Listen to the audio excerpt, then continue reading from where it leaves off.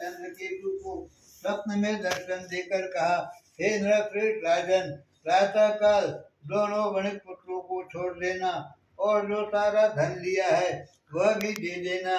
इस समय ले लिया है, अन्यथा तुम्हारा राज धन पुत्र सब कुछ सर्वनाश कर दूंगा। राजा से स्वप्न में ऐसा कहकर भगवान सत्यनारायण अंतर ध्यान हो गए। ये बात प्रातः काल राजा ने अपने सभासदों के साथ सभा के मध्य में बैठकर अपना स्वप्न लोगों को बताया और कहा कि दोनों बंदी वणिक पुत्रों को शीघ्र मुक्त कर दो।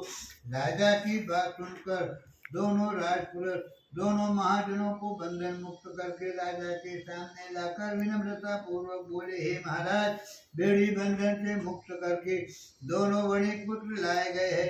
के बाद दोनों महाजन नृश्रेष्ठ राजा चंद्रकेतु को प्रणाम करके पूर्व वृत्तांत का स्मरण होने के कारण भयवश वे कुछ बोल न सके और राजा ने दोनों वणिक पुत्रों को देखकर आदर पूर्वक कहा कि आप लोगों को प्रारब्धवश यह महान दुख प्राप्त हुआ, परंतु अब कोई भय नहीं है।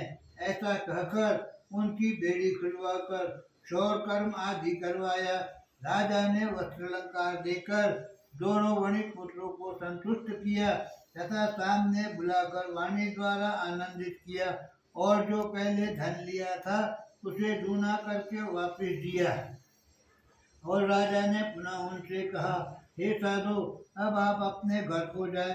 राजा को प्रणाम करके कहने लगे, आपकी कृपा से हम जा रहे हैं।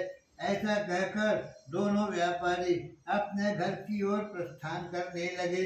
श्री स्कंद प्राणे रेवा खंडे श्री सत्यनारायण व्रत कथा तृतीय पुष्प। श्री कृष्णार्पणमस्तु। गोविंदाय नमो।